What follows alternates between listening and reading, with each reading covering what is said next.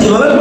খুদ খুদা কে তাহে সল্লো ফির ভি আও তুম গাফিলুন মুমিনো वाजिब है तुम पर मुमिनो वाजिब है तुम पर इफालो मा तुमरून शौक से ना मैं मोहम्मद पर करो जा कौन ऐसा क्योंकि यारो लम तनालुल क्योंकि यारो लम तनालुल बिर्र हत्ता तुनफिकून शौक से ना मैं मोहम्मद पर करो जा कौन ऐसा सारा दुनिया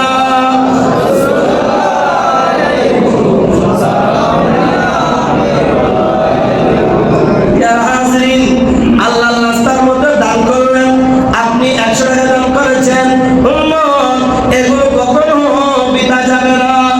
এইগুলোর বিনিময়, এগুলোর জাযা, এগুলো সওয়াব হয়তো তোমাকে দুনিয়ার মধ্যে আল্লাহ দান করবেন, যদিও বা দুনিয়ার মধ্যে আল্লাহ আপনাকে না দেন, এগুলো আপনার জন্য জমা থাকবে কিয়ামতের ময়দানে, কিংবা খবর জগতের মধ্যে ওই নেকিগুলো, ওই সওয়াবগুলো আল্লাহ তোমার আমলনামা দিয়ে তোমাকে কবর জগতের বিপদ থেকে, কিয়ামতের ময়দানের বিপদ থেকে ওই দান সৎকার আমল দিয়ে তোমাকে আল্লাহ হেফাজত করবেন। সুবহানাল্লাহ।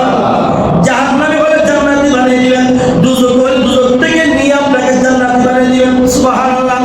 সেজন্য মানুষদেরকে আহার করালে মানুষের কমে না, দান সৎকার করলে কমে না, আল্লাহর রাস্তার মধ্যে দিলে কমে না, বরং সব দানে আনে। দানে কি? দানে আনে। আজকের এই অনুষ্ঠান হঠাৎ করে আয়োজন, হঠাৎ করে হয়ে গেছে, আলহামদুলিল্লাহ। আপনাদের কোন ব্যক্তির টাকা বিদা যাবে না। কেন? এটা আমার কথা নয়, হাদিসে পাক বলে দেখা যায় হযরত মাওলানা আলী শের খুদা, মাওলানা আলী শের খুদা ইসলামের চতুর্থ খলিফা, আমার রাসূলের কি, আমার রাসূল বলেন না, জানেন না, আমার রাসূলের জামাতা, আমাদের চাচা ভাই মাওলানা আলী শের খুদা, তিনি ইমামে হাসান, ইমামে হুসাইন কানার জন্য ক্ষুধার্ত সময় পরিবারের মধ্যে, কিতাবের মধ্যে আছে 7 দিনের উপর ঘরের মধ্যে কিছু নাই, সবাই কানার জন্য ক্ষুধার্ত হওয়া করে কান্না দিচ্ছেন। মা ফাতেমা বললেন, ও আমার মহব্বতের স্বামী, বাড়ির মধ্যে তো রুটি নাই, ডাল নাই, জব নাই, আমার ছেলে সন্তানের জন্য দোকান থেকে আমার আব্বা যান আমাকে একটা চাদর দিয়েছিল, এই চাদরখানা বিক্রি করে আমার পরিবারের জন্য কিছু আহারের ব্যবস্থা করো। সুবহানাল্লাহ। মাওলানা আলী শের খুদা চাদরখানা নিয়ে বাজারের মধ্যে রওনা হলেন।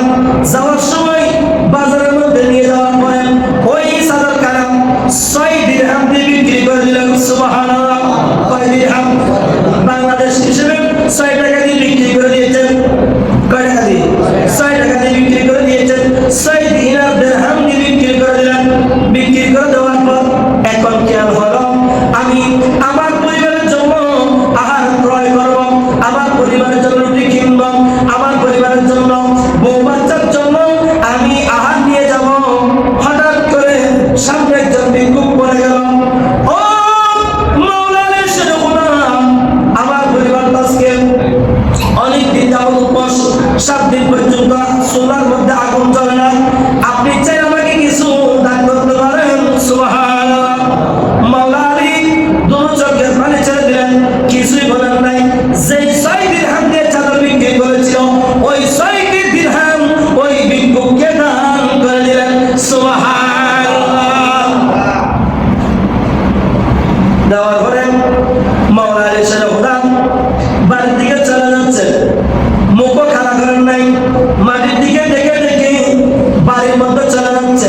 হঠাৎ করে একজন ব্যক্তি আসলো, একটা উষ্টি নিয়ে, গাভী গর্ভবতী একটা উষ্টি নিয়ে বলতেছেন, ও মাওলানা আলী, তুমি চাইলে আমার কাছ থেকে এই উষ্টি ক্রয় করতে পারো? ভাই, আমার কাছে টাকা পয়সা নেই, কিভাবে ক্রয় করবো? বলতেছেন না, টাকা এখন দিতে হবে না, তুমি টাকা পরে দিলে হবে, পরে দিলে চলবে, এখন দিতে হবে না। এই কথা যখন বললেন, তো এটার মূল্য কত? বলতে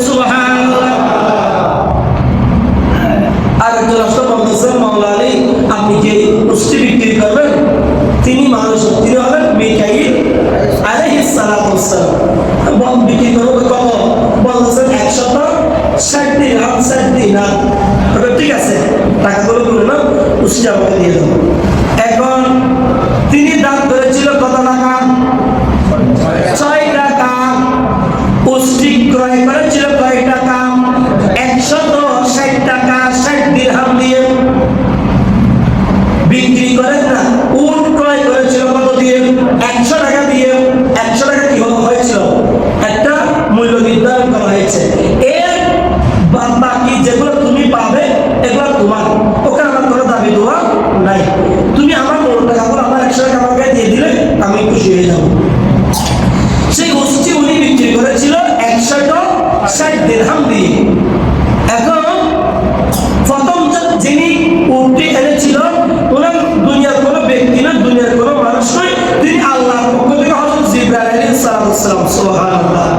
আর ওই উটটি যিনি কিনেছিলেন তিনি দুনিয়ার কোনো ব্যক্তি নয়, তিনি ছিলেন মিকাইল আলাইহিস সালাম। সুবহানাল্লাহ। এখন উটটি নিলেন, বিক্রি করলেন, ব্যবসা একদম ব্যবসা হয়ে গেল। ব্যবসা হয়ে যাওয়ার পরে আচ্ছা এখন ওই যাওয়ার বাড়িতে ফিরে যাচ্ছেন, পরাদার বলতেছেন এ আব্দুল্লাহ আমার 100 টাকা আমার 100 দিরহাম দিয়ে দাও। সুবহানাল্লাহ। দিয়ে দিলেন। আর আছে কত? 60। তাহলে 1 টাকা দাম করলে কয় টাকা আছে? একটা আপনি দাম করেছেন 1 টাকা। 1 টাকার বদলে আল্লাহ আপনার আমলনামার মধ্যে আপনাকে দেবে কত? 10 টাকা। এক নেকি সেরকম সাহেব বলেন এক নেকি कोई बात करे एक बदल मौसुका 10 मिला सलाम दुनिया।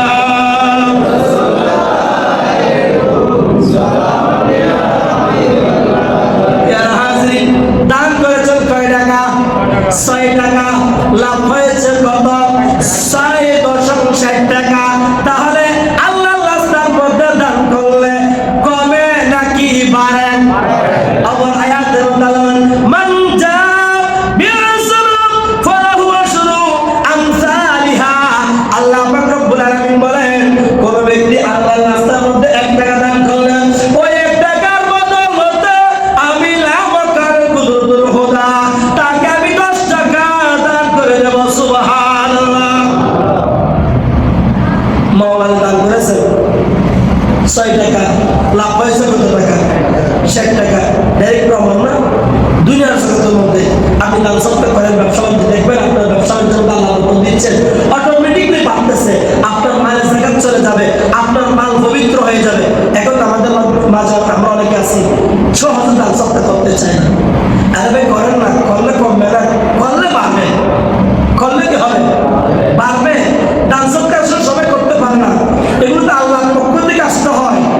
আল্লাহ যাকে কবুল করেন তার মাধ্যমে আল্লাহ খেদমত দেন। সুবহানাল্লাহ। আবার আয়াতের মধ্যে বলেন ওয়া মিম্মা রাযাকনাহুম ইনফিকুন। তোমরা আল্লাহর রাস্তার মধ্যে উম্মত আমি আল্লাহ তোমাদেরকে দম দিয়েছি, দৌলত দিয়েছি, টাকা দিয়েছি, পয়সা দিয়েছি, শুধুমাত্র তোমাদের জন্য নয়, ওই দান থেকে সরকার থেকে গরিবের হক আছে, এলাকাবাসীর হক আছে, পরিবার প্রতিবেশীর হক আছে, ফকিরের হক আছে, কাঙ্গালের হক আছে, মিসকিনের হক আছে। যার হক তাকে দিয়ে দাও, তাহলে তোমার মাল পবিত্র হয়ে যাবে। সুবহানাল্লাহ। সেজন্য এই আজকে মাহফিল যারা সাজিয়েছেন, যারা টাকা দিয়েছেন, পয়সা দিয়েছেন, তৈল দিয়েছেন, পেঁয়াজ দিয়েছেন, মরিচ, মশলা, মাংস, গরু ইত্যাদি দিয়েছেন, আপনারা সবাই এই মাহফিলের উসিলায় আল্লাহ আপনাদেরকে নাজাত দিবেন। সুবহানাল্লাহ। কেন? এটা এমন একটা ইবাদত। হাদিসে পাকের মধ্যে রয়েছে আল্লাহ রাসূলের কাছে একজন সাহাবে কেরাম এসে বলতেছেন ইয়া রাসূলুল্লাহ, ইয়া হাবিবাল্লাহ, ইসলাম ধর্মের মধ্যে কোন কাজটি ভালো একটু বলেন না। হুজুর একটু আমাদের ওয়াজ করেন না, কোন কাজ ইসলামের মধ্যে সবচেয়ে ভালো? আল্লাহ নবী বলেন ও সাহাবে কেরাম শুনো, ইসলাম ধর্মের মধ্যে সবচেয়ে উত্তম কাজ হলো তুতিউমুত তুআম। বলা করে বলি সুবহানাল্লাহ। একজন আরেকজন মানুষকে আহার করা, একজন মুসলমান আরেকজন মুসলমানকে আহার করা, কিংবা একজন মুসলমান কোন বেঈমান কাফেরকে আহার করা, এটা হলো ইসলামের মধ্যে সবচেয়ে উত্তম কাজ, উত্তম আমল। সুবহানাল্লাহ। সেই জন্য আল্লাহ রাসূলের কাছে কোন ইহুদি নাসারা আসলেও এদেরকে আপ্যায়ন করতেন, এদেরকে মেহমানদারি করতেন, মেহমান নওয়াজি করতেন। এটা আমার রাসূলের সুন্নাত। কোন ইহুদি নাসারা এদেরকে মেহমানদারি করবেন, যাতে আপনার আদর্শ দেখে ওনার পরিবর্তন, ওনার যাতে মেন্টালিটি, ওনার জ্ঞানটা যাতে পরিবর্তন হয়ে যায়। মাশাআল্লাহ, মুসলমানরা অনেক ভালো, এরা আমাদেরকে মহব্বত করে, আমাদেরকে ভালোবাসে, আমাদেরকে আহার দিচ্ছে, আমাদেরকে চা খাওয়াচ্ছে, অবশ্যই ভালো। যাতে আপনার আদর্শ দেখে আপনার আপনার ধর্মের মধ্যে তার দাবিত হবে। সুবহানাল্লাহ।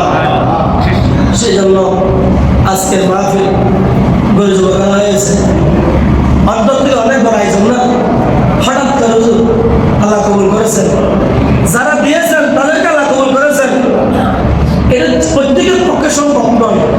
আপনি দেখবেন অনেক ব্যক্তির কোটি কোটি টাকা আছে, কিন্তু উনি ওনার পয়সাগুলো কোনো ধর্মীয় কাজে কিংবা গরিবের মাঝে অসহায়তার মাঝে বিলীন হয় না, কৃপণ বলা না।